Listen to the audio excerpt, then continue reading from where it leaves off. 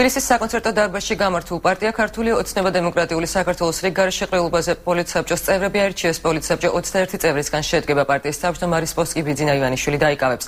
პირდაპირ ეთერში დეტალებით ჩვენი კორესპონდენტი ნუცა აბაშიძე გვერდება.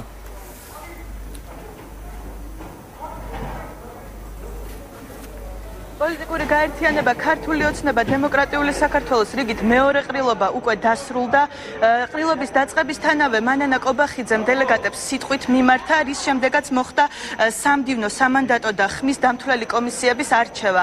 ამ პროცედურის შემდეგ პარტიის დელეგატებმა აირჩიეს პარტიის საპატიო თავმჯდომარე გახდა ბიძინა ივანიშვილი, რომელმაც პარტიის დელეგატებს სიტყვით მიმართა. მან თავის სიტყვაში ყურადღება გაამახვილა 8 თებერვალს გავითარებულ მოვლენებზე. მან ისე დაგმო ყოველგვარი ძალადობა და განაცხადა, რომ უსამართლობის წინააღმდეგ მხოლოდ კანონის ძალით შეიძლება ბრძოლა.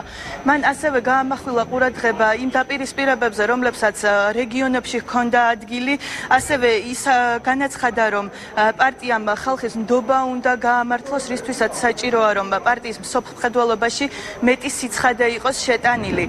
ბიძინა ივანიშვილმა ასევე ისაუბრა ქვეყნის პოლიტიკურ წყობასა და კონსტიტუციურ ცვლილებებზე. მან კიდევ ერთხელ დაადასტურა, რომ პარტიის დიდი ნაწილი ეთანხმება საპარლამენტო მმართველობას, თუმცა პარტიაში არის პარტიის წევრების ნაწილი საპრეზიდენტო მმართველობის მოდელს უჭერს მხარს, თუმცა პრემიერ-მინისტრმა განაცხადა, რომ აუცილებლად საბოლოო გადაწყვეტილების მიღება ყველას აზრის გათვალისწინებით მოხდება. მან კიდევ ერთხელ დაადასტურა თავის სიტყვაში, რომ ქვეყნის პოლიტიკური კურსი ევროპისკენ არის მიმართული. კონსტიტუცია აუცილებლად გადაიხედება, რადგან სამწუხაროდ ბევრ სხვა ხარვისაც შეიცავს. კონსტიტუცია არ შეიძლება იყოს კონკრეტულ კაცსა და კონკრეტულ ვითარებაზე მორგებული. კონსტიტუციაში არ შეიძლება იყოს ისეთი აბსურდული ჩანაწერი, რომელიც მაგალითად მე როგორც საფრანგეთის მოქალაქეს აძლევს სახელმწიფო პოლიტიკური თანამდებობის დაკავების უფლებას, ხოლო თუ იგივე მოქალაქე ამავე დროს საქართველოს მოქალაქეც გახდება, მას უზღუდავს ამ უფლებას. ჩვენი პარტია საპარლამენტო რესპუბლიკის იდეის მომხრეა. თუმცა კოალიციაში არსებობს სხვა მოსაზრებაც, კერძოდ თავისუფალი დემოკრატები საპრეზიდენტო რესპუბლიკის მოდელს უჭერენ მხარს.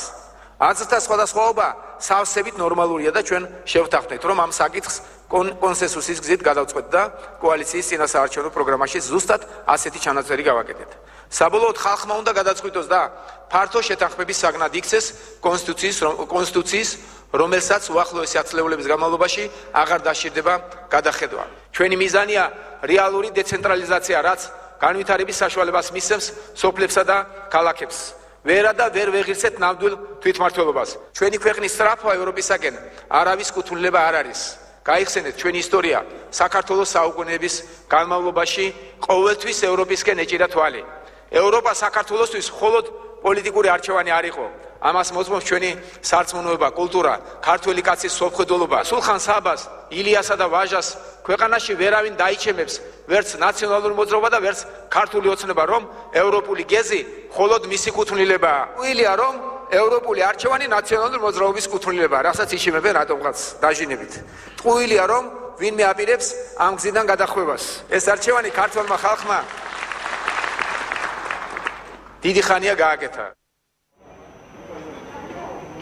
პრემიერ-მინისტრმა შეხვედრაზე მოკლედ შეაჯამა მთავრობის მუშაობის 100 დღე. მან იმ მიღწევებსა და პროგრესზე ისაუბრა, რომელიც 1 ოქტომბრის შემდეგ საქართველოში არის მიღწეული. ცირეთ ათეულობით მილიონი გამომართლებელი ხარჯი აგარაკებსა და 1000 გვარ ფუფუნების საგნებში საერთოდ აღგრძალეთ ბიუჯეტის ფულის ხარჯვა. ფუფუნების საგნებზე ბიუჯეტი ვეღარ დაიხარჯება და ნახეთ რამდენი სოციალური პრობლემები გადავჭერით არსებული ბიუჯეტის შემთხვევაშიც კი. მუშაობთ 24 საათი, გარწმუნებთ 24 საათი, მრავალი მიმართულებით მივხედეთ ჩვენ სოფლებს. დავიწყეთ საგაზაფხულო სამუშაოები, მივხედეთ განათლებას, გავზარდეთ სტუდენტების დაფინანსება. 14 ფაკულტეტი იქნება უფასო, რაც ნიშნავს იმას, რომ სახელმწიფომ დაიწყო ინვესტიციების ჩადება განათლებაში. ვაზღვევთ ყველა მოქალაქეს, გავზარდეთ პენსიები და სოციალური დახმარებები. შემცირდა გადასახადები, დაიწყო ფასების კლება, შევქმნით 3 საინვესტიციო ფონდი, რომელიც ქვეყნის ეკონომიკის ფეხზე დაყენებას მოხმარდება და მრავალი სხვა პარტიის საპატიო თავმჯდომარის სიტყვის შემდეგ დელეგატებმა პოლიტიკური საბჭო აირჩიეს. საბჭოში 21 წევრია, მათ შორის არიან კახი კალაძე, ნოდარ ხადური, ელისო ჩაფიძე, მანანა კობახიძე და კიდევ რამდენიმე წევრი.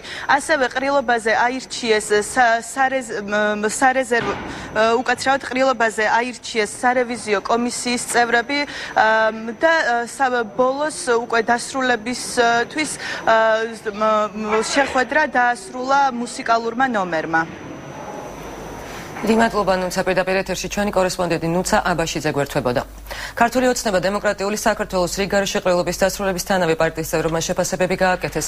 მათ აღნიშნეს, რომ დღევანდელი შეხვედრა სამუშაო ხასიათის იყო და მას მხოლოდ დელეგატები ესწრებოდნენ. ისინი დღევანდელი შეხვედრით კმაყოფილნი არიან. ჩვენ ვართ დღეს მართველი პარტია, გვეკისრება მეტი პასუხისმგებლობა საზოგადოების წინაშე, ამიტომ მაქსიმალურად უნდა გავაძლიეროთ ჩვენი პარტიული სტრუქტურები და დღეს კიდევ ერთხელ განმტკიცდა იმ პარტიის შექმნა, რომელიც შარშან 21 აპრილს დაფუძნდა. უღარმიშველოვანია საქართველოში რაც უფრო მეტი იქნება მყარი, ძლიერი პოლიტიკური პარტიები, რომელიც არ იქნება დამოკიდებული ხელისუფლებაში არიან თუ არ არის, არამედ იქნება თვითმყარი პარტიები, მით უფრო წინ წაიწევს ქვეყანა, ჩამოყალიბდა პოლიტიკური კულტურა, ურთიერთპატივისცემა. დღეს უკვე ეს ყრილობა ახალ რეალობაში ჩატარდა, როდესაც ქართული ოცნების წინაშე დგას ახალი გამოწვევები, ახალი ამოცანები. ეს გამოწვევა არის ახალი ქვეყნის აშენება, იმ დაპირებების შესრულება, რაც ჩვენ მივეცეთ ქართულ საზოგადოებას, ქვეყანაში დემოკრატიული სტანდარტის დამკვიდრება, ეკონომიკის განვითარება, ხალხის კეთილდღეობა.